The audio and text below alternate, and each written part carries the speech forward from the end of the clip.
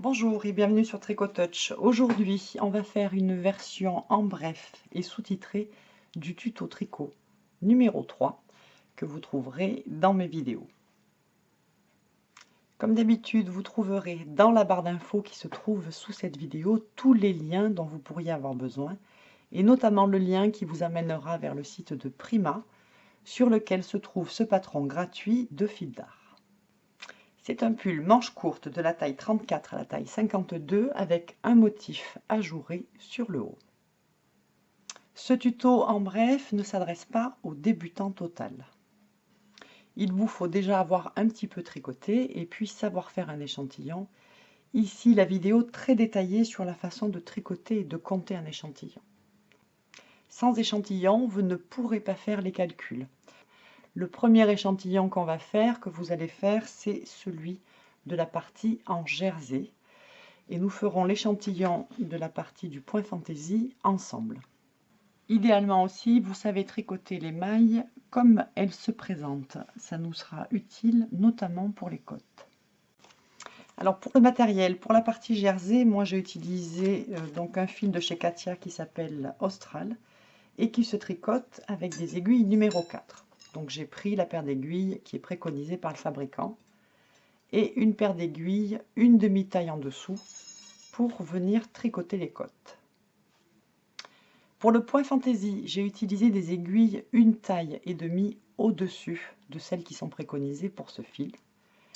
Et pour monter et rabattre le point fantaisie, j'ai utilisé des aiguilles 2 tailles et demie au-dessus.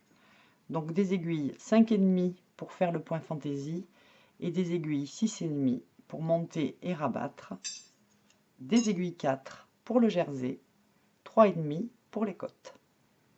Ce n'est pas un hasard si j'ai pris des aiguilles beaucoup plus grosses pour tricoter le point et des aiguilles encore plus grosses pour monter et rabattre les mailles. C'est parce que ce point fantaisie, une fois qu'on l'aura bloqué, sera beaucoup plus joli si vous utilisez des aiguilles plus grosses que celles qui sont nécessaires. Le tuto sera donc en deux parties. La première partie sera consacrée au bas de l'ouvrage qui sera donc en jersey. On va faire les calculs à partir de l'échantillon fait avec du jersey et ensuite on viendra tricoter cette partie. Ensuite, on viendra apprendre à faire ce point fantaisie, le bloquer, le compter et grâce à ce nouvel échantillon, on pourra faire les calculs pour la partie haute et le tricoter. Alors par rapport au patron original, la première chose qu'on va faire, c'est qu'on va venir modifier les dimensions de l'encolure. Cette encolure sera au minimum de 26 cm pour les 2-3 premières tailles jusqu'à 28 cm pour la dernière taille. Ensuite, je viens sélectionner la taille que j'ai choisie. Moi, c'est 38-40. Et je reporte les dimensions sur ma planche à dessin. Je divise toutes mes dimensions par 10.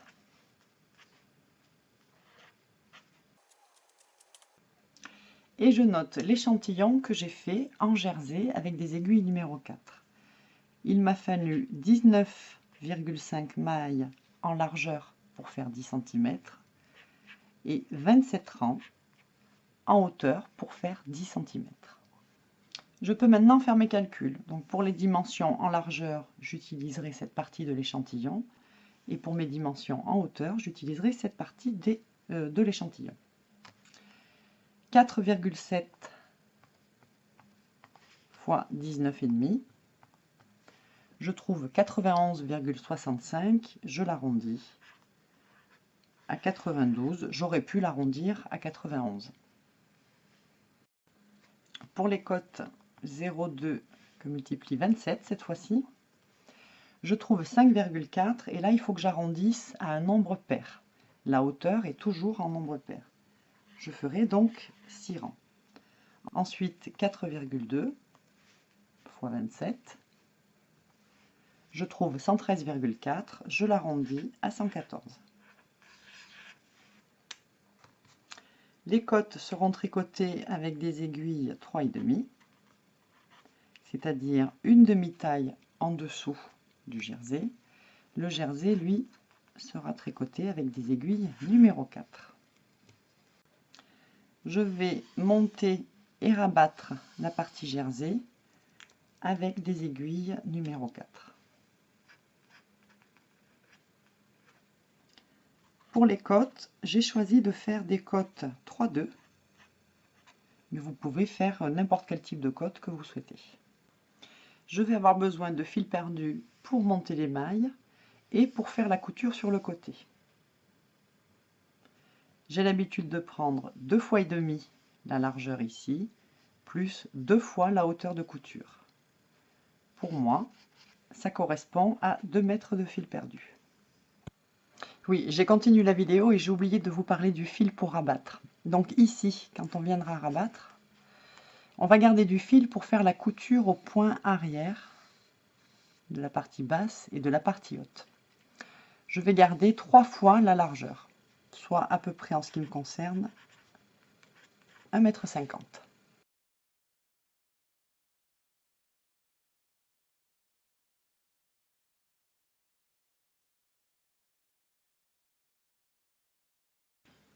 Avec mes aiguilles numéro 4, je vais garder 2 mètres de fil perdu, puis je vais monter 92 mailles.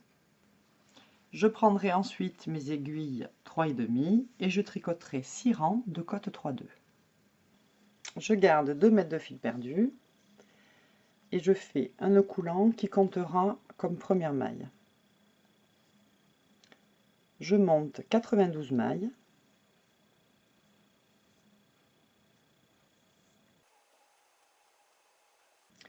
Et toutes les 10 mailles, 2, 4, 6, 8, 10, je mets un marqueur pour que ce soit plus facile à compter.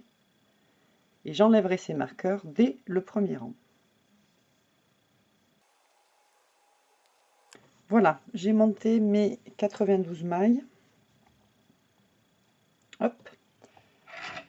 Je prends bien mes aiguilles 3,5 pour tricoter mon premier rang de côte 3-2. Sur le rang 1, je vais alterner 3 mailles en droit,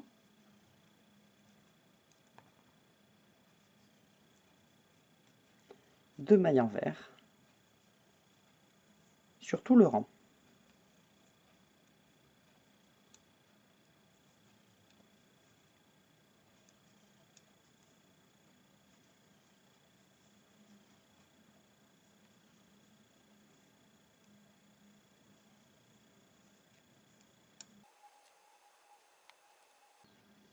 Comme vous n'aurez pas le même nombre de mailles, vous ne terminerez pas vos côtes de la même façon que moi. Moi j'ai 92 mailles, je termine mes côtes par 2 mailles envers et 2 mailles en droit. Et tous mes rangs impairs se termineront de cette façon. Pour la partir du rang numéro 2, je n'oublie pas de changer ma deuxième aiguille aussi. Et je vais tricoter le rang numéro 2 et tous les suivants, je vais tricoter les mailles comme elles se présentent, c'est-à-dire en fait à l'inverse du rang précédent. Je commence donc par 2 mailles envers.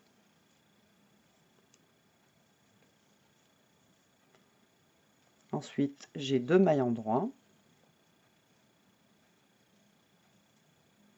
3 mailles envers,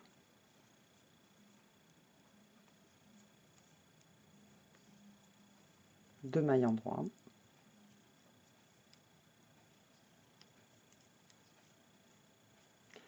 voilà, et je tricote à partir du rang numéro 2 et jusqu'au rang numéro 6 inclus, toutes les mailles comme elles se présentent. Voilà, je termine mon 6e rang de côte 3-2. Et je vais maintenant tricoter 114 rangs en jersey. Alors je n'oublie pas de repasser aux aiguilles numéro 4. Rang impair, c'est-à-dire les allées, je tricote toutes les mailles à l'endroit. Arrivé à mon rang numéro 2, voilà, là je termine le rang 1. Donc pour le rang numéro 2, je n'oublie pas de changer ma deuxième aiguille. Et je tricote sur les rangs pairs toutes les mailles à l'envers. Je termine de tricoter mon 114e rang. Et sur le rang suivant, je vais rabattre toutes les mailles. Pour rabattre une maille, il faut d'abord en tricoter 2. Puis passer la première maille qu'on a tricotée par-dessus la deuxième. On en tricote une deuxième pour en avoir 2. Et on passe la première par-dessus la deuxième. Et je continue comme ça jusqu'à la fin de mon rang. Alors il ne faut pas trop tirer sur ce fil pour que le rabattage ne soit pas trop serré non plus. Sinon on aura des problèmes au niveau de la couture. Ça va faire une tension. Donc on maintient le fil mais on ne tire pas dessus.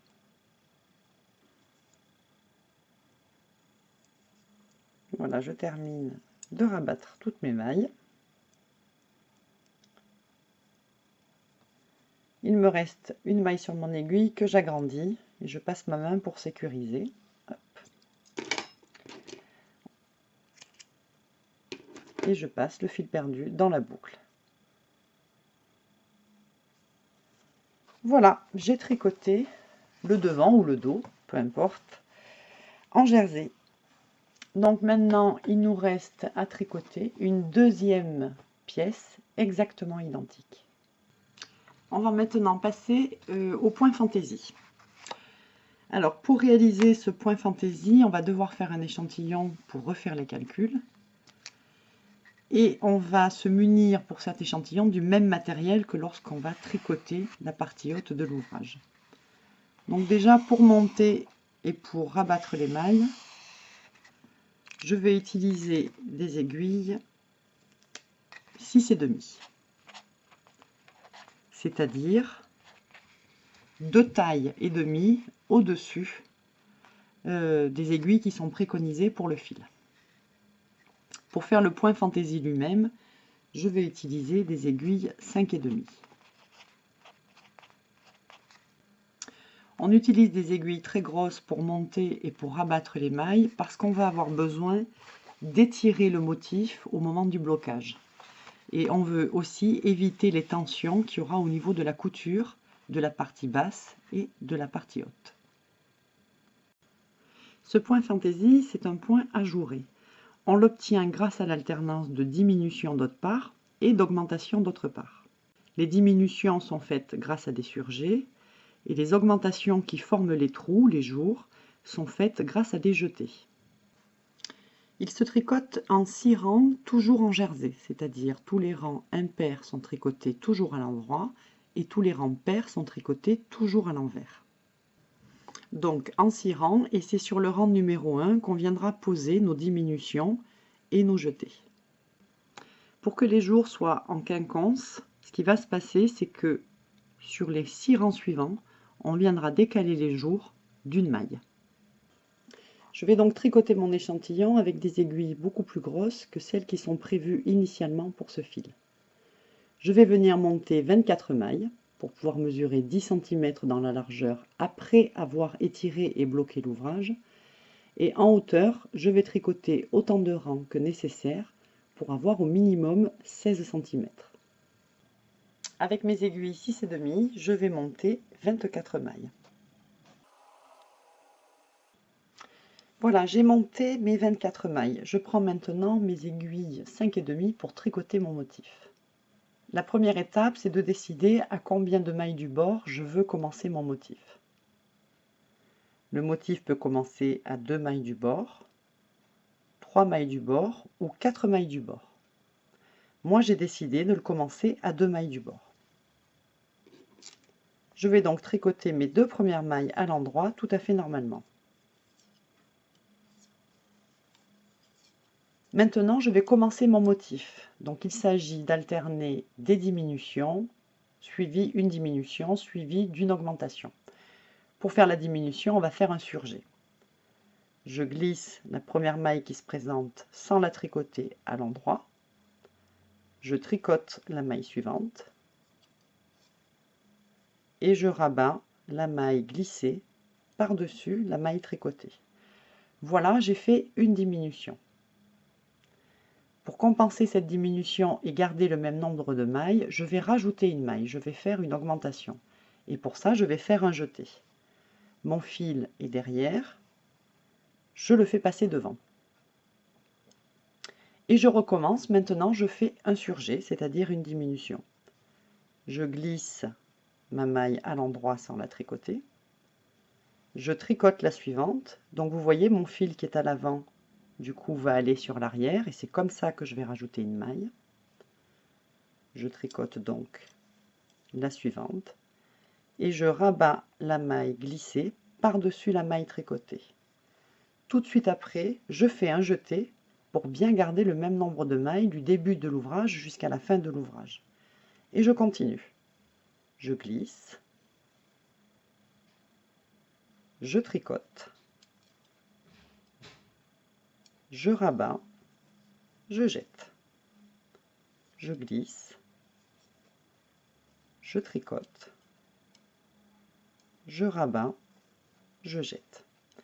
Alors il n'y a pas de difficulté particulière sur ce rang, il faut simplement veiller à maintenir son jeté au bon endroit. Regardez, je glisse, je tricote, donc mon jeté se transforme en maille, vous voyez en faisant ça. Et pour rabattre, je ne me trompe pas de maille, je prends bien la maille glissée. Je ne prends pas le jeté qui est juste avant. Voilà, c'est la seule difficulté. Je rabats et tout de suite après, je fais mon jeté parce que sinon, je vais modifier le nombre de mailles. Et je continue comme ça, presque jusqu'à la fin de mon rang. Vous voyez, le jeté, il a tendance à passer par-dessus la maille que j'ai glissée. Donc je veille à attraper la bonne maille. Je glisse, je tricote, je rabats, je jette. Je glisse, je tricote, je rabats, je jette. Je vais m'arrêter à quelques mailles de la fin parce que je vais décider à quel moment va s'arrêter mon motif. Il faut savoir que les trous, c'est le jeté. Est-ce que je veux que le jeté soit tout au bord ou pas vraiment, pas le plus au bord possible? Avoir un trou vraiment au bord de l'ouvrage, c'est pas forcément l'idéal. Là, je viens de faire mon dernier jeté. Je sais qu'il me faut 2 mailles pour faire le surjet. 1, 2. Juste après, je ferai mon jeté ici. Mon trou sera, mon dernier jour sera donc à 2 mailles de la fin et ça me convient. Donc je fais mon dernier point fantaisie. Je glisse, je tricote, je rabats, je jette. Voilà, j'ai terminé mon point fantaisie et j'ai décidé donc de le terminer à 2 mailles de la fin. Je tricote donc les 2 dernières mailles tout à fait normalement à l'endroit. Je vais tricoter le rang numéro 2 et je n'oublie pas de changer mon aiguille et de prendre mon aiguille 5,5. On est sur une base de jersey, donc les allées sont tricotées à l'endroit et les retours sont tricotés à l'envers. Il n'y a pas de difficulté particulière, simplement quand on va venir tricoter le jeté, le voilà, on va le tricoter tout à fait normalement par le brin avant. Ensuite, j'ai 2 mailles tout à fait normales, une maille tout à fait normale. Maintenant, j'ai un jeté, on le reconnaît bien parce que c'est une maille qui est très lâche et qui n'est pas tenue. Je tricote ce jeté tout à fait normalement. Et je fais comme ça la totalité de mon rang pair. Ici, c'est le rang numéro 2, à l'envers. J'arrive à la fin de mon rang numéro 2 et on va regarder ce que ça donne.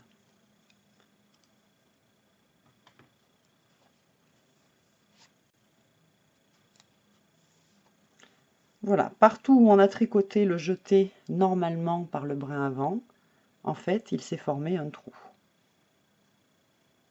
Un jour, ça s'appelle un jour.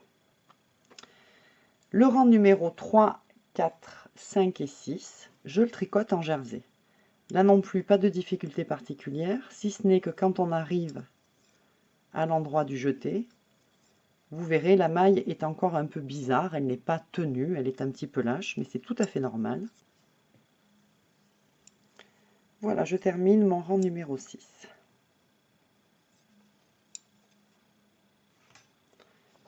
On regarde ce que ça donne. Alors évidemment, ça roulotte un petit peu sur le bord, mais en gros,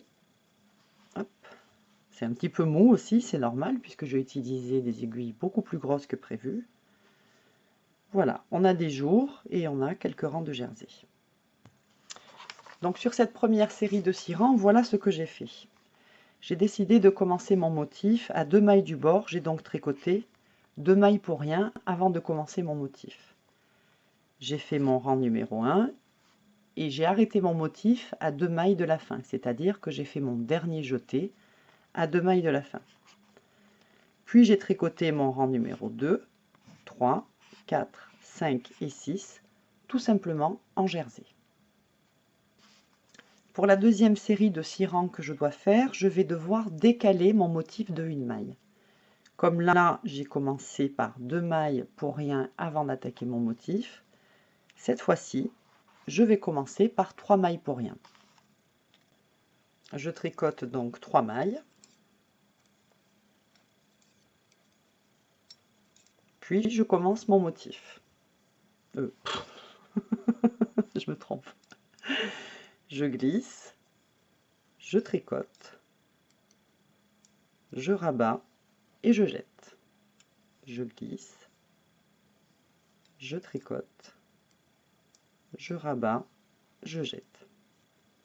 Et je continue comme ça jusqu'à la fin de mon rang. Voilà, j'arrive à la fin de mon rang, je viens de faire mon dernier jeté et je dois décider à quel moment je vais arrêter mon motif. Donc là, je glisse, je tricote, je rabats, je jette. Est-ce que ça me convient que mon dernier trou soit à 3 mailles du bord? Oui, parce que sinon il sera à 1 maille du bord. Et moi, je ne souhaite pas qu'il soit à 1 maille du bord. Donc je tricote tout à fait normalement mes 3 dernières mailles.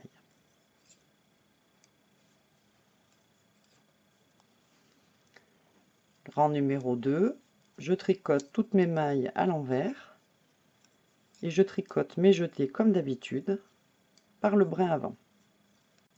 Voilà le jeté et je le tricote normalement comme les autres mailles. Ensuite, je ferai mon rang 3, 4, 5 et 6. Voilà, je termine mon 6e rang. On va regarder un petit peu ce que ça donne. Donc de nouveau des trous, bien sûr. Alors ça ne se voit pas trop pour l'instant, mais effectivement, voilà, si j'écarte un peu, je vois que les trous sont en quinconce par rapport à la série précédente. Donc voilà ce que j'ai fait. J'ai tricoté, j'ai décidé que mon motif commençait à 3 mailles du bord. J'ai fait mon rang de motif et j'ai fait mon dernier jeté à 3 mailles de la fin aussi. Puis j'ai tricoté le rang 2, 3, 4, 5 et 6 en jersey. Là, mes 2 séries de 6 rangs sont terminées. Je vais donc maintenant répéter ces 2 séries de 6 rangs. 2 mailles normalement, le motif, le dernier jeté à 2 mailles de la fin, rang 2, 3, 4, 5 et 6. Deuxième série, 3 mailles pour rien, mon rang de motif, mon dernier jeté à 3 mailles de la fin, rang 2, 3, 4, 5 et 6. Je répète donc sans cesse ces 12 rangs. Et je vais donc répéter ces 12 rangs jusqu'à ce que j'ai à peu près 16 cm de hauteur. J'ai tricoté environ 17 cm de point fantaisie. Je prends mes aiguilles 6,5 et je vais rabattre puis couper le fil. On va passer au blocage, c'est-à-dire qu'on va lui donner sa forme et son aspect définitif. Vous aurez besoin d'épingles, d'eau et éventuellement d'un fer à repasser. Ici, une petite vidéo que j'ai faite pour montrer comment on peut bloquer un ouvrage entier. Alors l'objectif, ça va être de l'épingler en lui donnant sa forme définitive, c'est-à-dire que je vais l'épingler de sorte que le motif qui apparaisse me semble correct. Je vérifie que j'ai bien au minimum 10 cm de large et au minimum 10 cm de hauteur avant de mouiller mon échantillon. Vérifiez bien la composition de votre fil à tricoter et respectez bien les préconisations du fabricant de la pelote. Je vais appliquer de la vapeur, mais je ne vais pas toucher le morceau de laine. J'envoie la vapeur. Ah, ça en met sur la caméra. Trop drôle. Dingue. Voilà, l'échantillon est bien imprégné. Il est assez chaud à cause de la vapeur. Maintenant, je le laisse sécher. Mon échantillon est sec, donc maintenant je vais pouvoir enlever les épingles. Voilà, mon échantillon est prêt à être mesuré. Je pose mon réglé juste dans l'alignement d'un trou. Vous voyez? Sur le bord. Et ensuite, je compte une maille par trou et une maille entre les trous. 1, 2, 3, 4, 5, 6, 7, 8, 9, 10, 11 et 12. Je trouve 12 mailles pour 10 cm. Pour le nombre de rangs, je sais qu'un trou complet, c'est 2 rangs et que entre chaque trou, il y a 4 rangs. 1, 2, 3, 4. Donc je vais poser mon réglé hop, dans ce sens-là. Et je vais l'aligner avec le bas d'un jour. Et je compte les rangs. De là jusque là, ça fait 6. Et 6, 12. 13, 14, 15, 16, 17, 18. Et ici, j'arrive à la moitié d'un trou. Je vais donc compter une seule maille. Ça fait 19 mailles pour 10 cm. 6 et 6, 12. Et 2, 14, 15, 16, 17, 18. Et là, la moitié, ça fait 19. Mon échantillon est donc de 12 mailles par 19 rangs. Je vais pouvoir faire les calculs pour le haut de l'ouvrage en point fantaisie. Je note mon échantillon. 12 mailles par 19 rangs. Alors comme je vais avoir besoin de centrer le bas de l'ouvrage sur le haut au moment de la couture, je vais devoir recalculer certaines dimensions. Alors souvenez-vous, la largeur du bas de l'ouvrage c'est 47. De là à là, j'ai 47 et le haut fait 78 en tout. Je divise mon 47 par 10 et mon 78 est déjà divisé par 10. Pour calculer la largeur ici, je fais 7,8 que multiplie 12. Ça me donne 93,6. Autant dire, j'arrondis à 94. Je calcule ensuite la largeur ici, 4,7 que multiplie 12. Ça me fait 56. Et là, il y a une règle. Si ici le nombre de mailles est pair, vous allez mettre un nombre de mailles pair. Si ici c'est un nombre de mailles impair, ici ce sera un nombre de mailles impair. Donc là, j'arrondis à 56. Si j'ai 94 mailles en tout et que ma couture sera sur les 56 mailles centrales, il faut que je calcule le nombre de mailles pour les manches. Donc je fais 94 moins 56. Je trouve 38 que je divise par 2, ce qui me donne 19 mailles de chaque côté. Ça signifie que quand on va venir monter les 94 mailles pour faire le haut de l'ouvrage, on viendra positionner un marqueur à 19 mailles de la fin et un marqueur à 19 mailles du début. Ce marqueur restera en place. Il sera pris dans la 19e maille depuis le début et il sera pris dans la 19e maille depuis la fin du rang. Alors de la même façon, je vais venir centrer l'encolure. Donc 2,6 pour moi, que multiplie 12 mailles. Ça me donne 31,2. Ici, pareil, une règle, si là vous avez un nombre pair de mailles, votre encolure aura un nombre pair de mailles. Si ici c'est un pair, ici ce sera un pair. 31,2, je vais donc l'arrondir à 32. Si j'ai 94 mailles en tout et 32 pour l'encolure, combien est-ce que j'ai de mailles pour les épaules? Je fais 94 moins 32 est égal à 62 et je divise par 2. Ça me fait 31 mailles de chaque côté. Cela signifie que avant de rabattre, je viendrai poser un marqueur qui restera en place dans la 31e maille depuis le début. Et je viendrai poser un marqueur qui restera en place dans la 31e maille à partir de la fin. Ces marqueurs sont là pour nous aider à nous repérer dans les coutures. Les marqueurs ici vont nous aider à centrer le bas.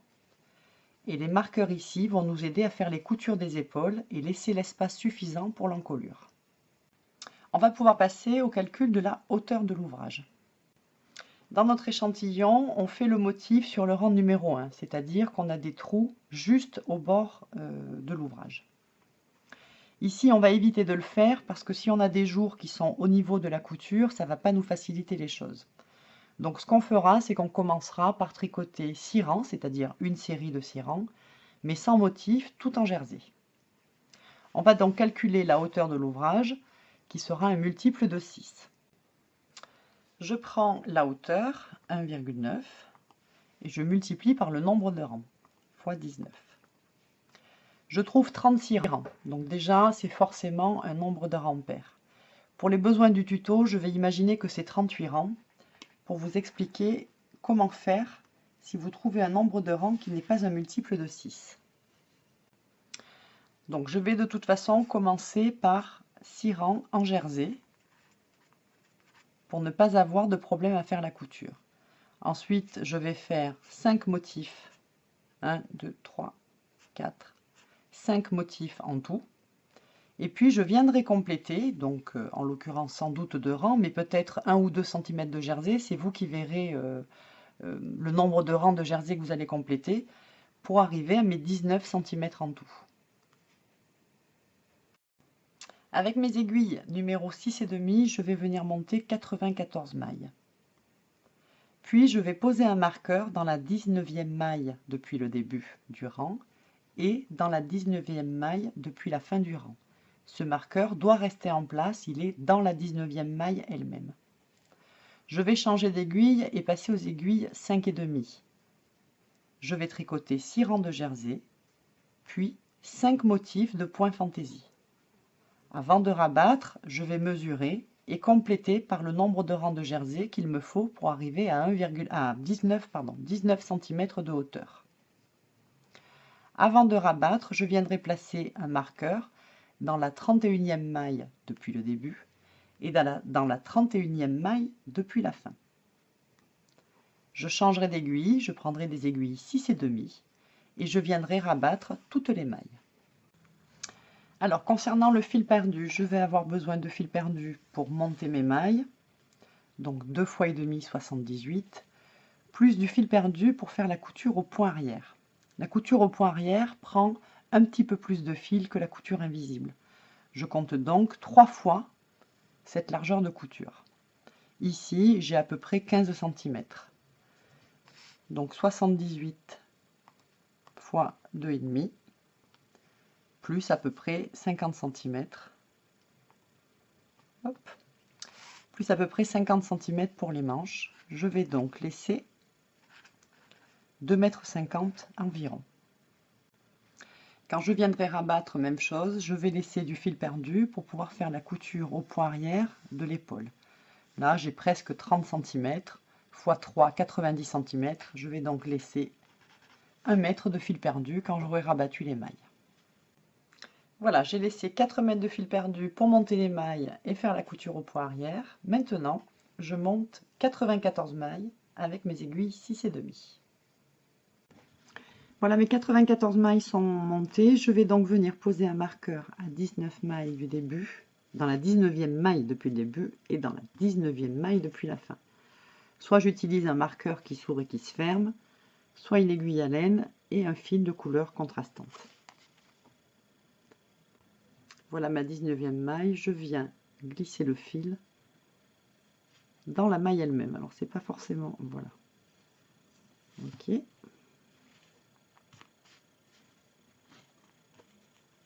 Un petit nœud. Et donc ce marqueur restera en place jusqu'à ce qu'on fasse les coutures. Pareil de l'autre côté.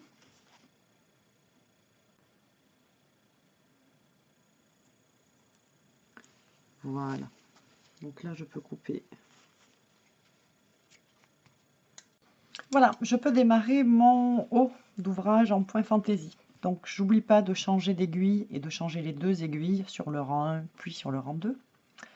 Je tricote d'abord 6 rangs de jersey, puis 5 motifs de point fantaisie et on se revoit avant de rabattre pour poser les marqueurs et rabattre.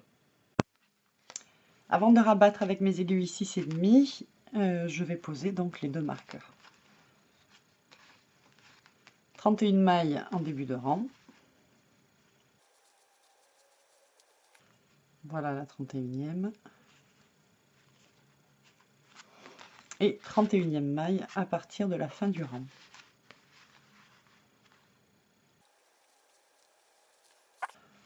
Voilà pour ce côté.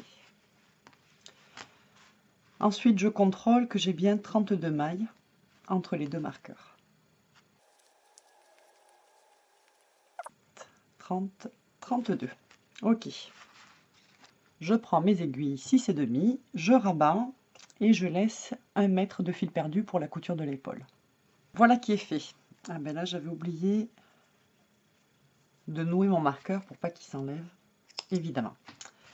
Maintenant, il me reste à bloquer mon ouvrage, donc j'ai mis les petites épingles déjà sur mon plan de travail et je vais venir l'épingler aux bonnes dimensions et ensuite le mouiller, puis envoyer à la vapeur. Je vais faire le même type de blocage que ce que j'ai fait pour le petit échantillon quand on a compté le nombre de mailles et le nombre de rangs.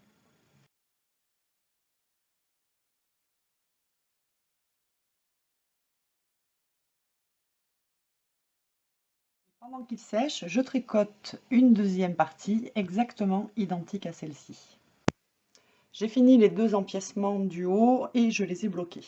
Donc maintenant on va attaquer la partie couture. Quelque part par là, une boîte de dialogue qui s'ouvre vers la playlist Apprendre à tricoter, dans laquelle vous trouverez des vidéos sur la couture au point arrière et sur la couture invisible. On va commencer par assembler les épaules des empiècements et on va les assembler en couture au point arrière. On va faire la couture du bord de l'ouvrage jusqu'au marqueur de l'encolure. Pareil de l'autre côté, du bord de l'ouvrage jusqu'au marqueur de l'encolure. Vérifiez que vous allez faire la couture au niveau de l'encolure. Faites attention de ne pas confondre avec les marqueurs qui correspondent au bas de l'ouvrage. Pour faire cette couture, on va le faire sur l'envers de l'ouvrage. Donc on est endroit contre endroit.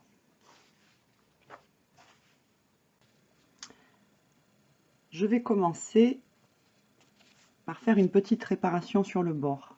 Là où j'ai terminé de rabattre les mailles, très souvent, c'est un petit peu distendu, donc la couture est aussi l'occasion de faire du cache-misère. Donc je rapproche un petit peu, voilà, ces deux bords-là. Et maintenant, je vais arrimer les deux morceaux.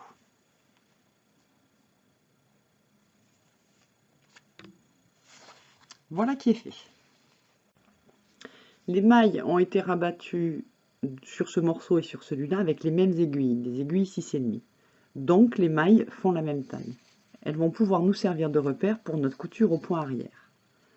On avancera de 2 mailles et on reculera de 1. Pour la couture au bras arrière, j'ai la possibilité, j'ai le choix de passer sous les 2 brins de la maille rabattue ou un seul, le brin avant ou le brin arrière. Pareil pour l'autre côté, je peux passer sous les 2 brins de la maille, ou bien le brin avant, ou le brin arrière. Là, j'ai choisi de passer sur le brin arrière pour un morceau, et les 2 brins pour l'autre. De cette façon, il y aura un petit liseré qui va apparaître au niveau de l'épaule. Donc j'avance de 2 mailles, 1, 2, je passe uniquement sous le brin arrière, je vais en face et il faudrait peut-être que je vois un peu mieux. Voilà, j'avance de 2 mailles aussi et je passe sous les 2 brins. Je tire mon fil légèrement, puis je recule d'un pas. Je passe sous les 2 brins de la maille précédente et je passe sous le brin arrière de la maille du deuxième morceau. Je tire le fil et je passe mon aiguille. Et je continue. 1, 2, je passe sous un seul brin, je vais en face, 1, 2, je passe sous les 2 brins.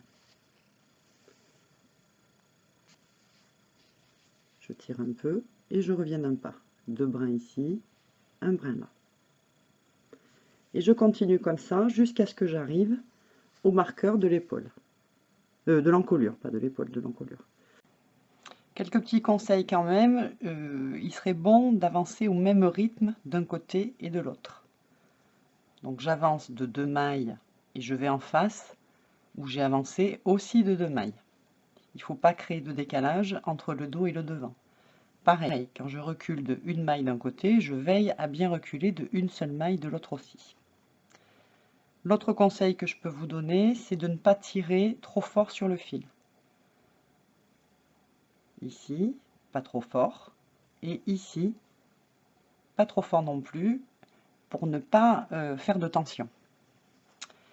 L'autre conseil que je vais vous donner aussi, c'est que vous voyez que de ce côté, j'ai choisi de ne prendre que le brin arrière. Pour être en parfaite symétrie, je vous conseille, donc le brin arrière, c'est le brin arrière, hein. Eh bien, je vous conseille de venir sur le deuxième morceau, voilà, et de venir mettre un marqueur sur le brin arrière aussi, sur un seul brin. C'est pas la peine de marquer plusieurs brins. Pourquoi? Parce que lorsqu'on va être sur la couture du deuxième côté, voilà, le brin arrière sera en réalité le brin avant, celui qui est vers moi. D'accord? Donc je passerai sous ce brin-là et sous les 2 brins de ce côté-là. Sinon, pour vous faciliter les choses, vous pouvez passer sous les 4 brins, vous n'aurez pas de liseré, c'est pas très grave.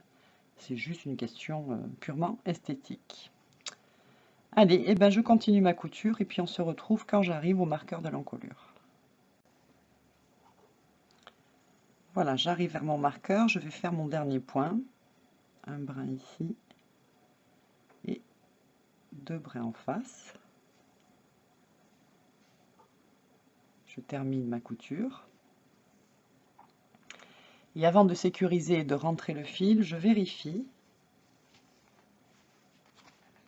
que tout me convient et tout va bien. Donc voici ici le liseré qui est fait, parce que j'ai laissé un brin tranquille, je ne suis pas passée dessous, donc il apparaît sur l'endroit du travail. Donc là tout va bien, je peux sécuriser en faisant presque du surplace.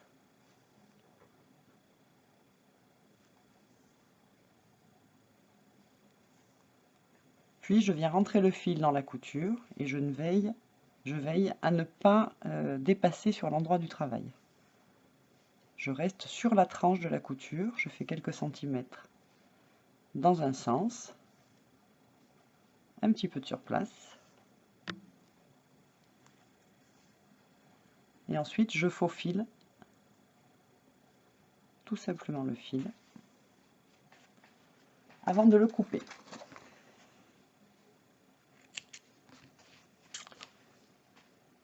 Voilà. Je fais donc la même chose de l'autre côté,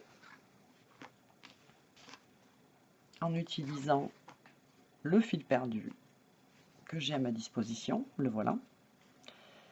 Et alors, sur cette partie-là, je vais bien passer sous les 2 brins. Et sur cette partie-là, je passerai uniquement sous le brin avant. Voilà, c'est pour ça que j'ai mis ce marqueur jaune, pour bien me souvenir quel est le brin que je dois prendre pour être en symétrie par rapport à l'autre côté. Les coutures des épaules sont terminées, je peux enlever les marqueurs au niveau de l'encolure. Et maintenant, on va venir faire la couture du haut et du bas, donc entre les 2 marqueurs qu'on avait mis tout à l'heure. Ici aussi, on va faire une couture au point arrière, donc endroit contre endroit. Voilà, de cette façon. On va coudre en veillant à ce que le morceau démarre bien au niveau du marqueur et se termine bien au niveau de l'autre marqueur. Donc là aussi, on fait attention, on ne tire pas trop sur le fil, on ne crée pas de tension, on ne crée pas de décalage, on ne va pas plus vite sur un morceau que sur l'autre. Et l'autre petit détail technique qui va se poser, c'est que ici, ce morceau a été rabattu avec des aiguilles 6,5. Là, on a le même fil, mais ça a été rabattu de mémoire avec des aiguilles, je sais plus, des aiguilles 4, je crois, enfin des aiguilles plus petites. Donc les mailles sont plus petites. Je ne vais donc pas pouvoir faire 2 mailles en avant, une maille en arrière. Je ne pourrai pas me servir des mailles comme repère. Je vais faire 1 cm en avant, un demi-centimètre en arrière. La couture du haut est terminée. On va pouvoir passer à la couture qu'on va faire sur le côté. Et c'est une couture donc invisible que vous trouverez aussi dans ma playlist Apprendre à tricoter. On va coudre les côtés, mais cette fois-ci, endroit du travail visible. Je relie les deux morceaux en venant piquer dans l'angle. Donc méfiez-vous, parfois on a un petit peu du mal à trouver l'angle de l'ouvrage. Voilà. Et ensuite, l'objectif, ça va être de faire des zigzags comme ça, d'un côté à l'autre en vis-à-vis, pour joindre les deux parties. On repère la maille lisière, et entre la maille lisière et la maille précédente, on vient chercher un petit barreau. Et on fait la même chose en face. La maille lisière, la maille précédente, entre les deux, on cherche un petit barreau. Moi, j'ai l'habitude de prendre 2 petits barreaux, 1 et 2. Simplement, ça va un peu plus vite. Par contre, comme pour la couture au point arrière, on ne va pas plus vite d'un côté que de l'autre, on ne crée pas de décalage ni de tension.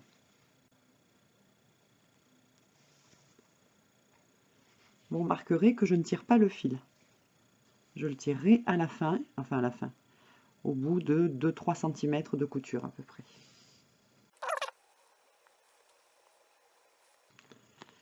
Voilà, là j'ai fait 2 cm de couture, je vais bien tenir le départ de ma couture et tout simplement tirer sur le fil. Je le fronce et ensuite je le détends. Puis je reprends. 2 barreaux d'un côté.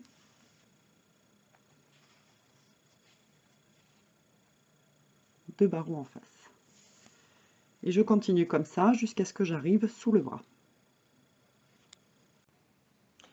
Voilà, je suis en train de terminer la couture, j'arrive sous l'aisselle. Donc là, je tire une dernière fois. Un petit peu de cache-misère sous l'aisselle.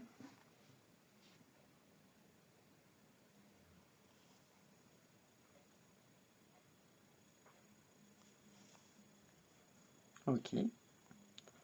Et je passe le fil à l'intérieur.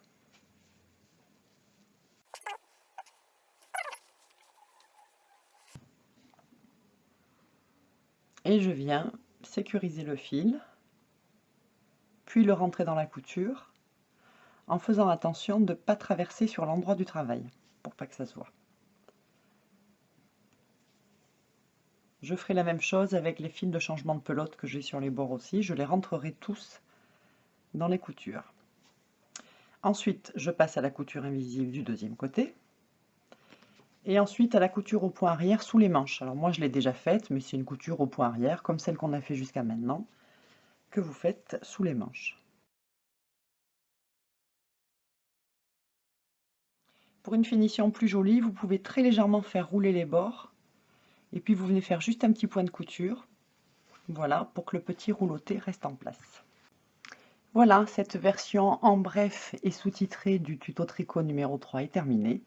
J'espère que ça vous aura été utile, et je vous dis à bientôt pour de nouveaux tutos.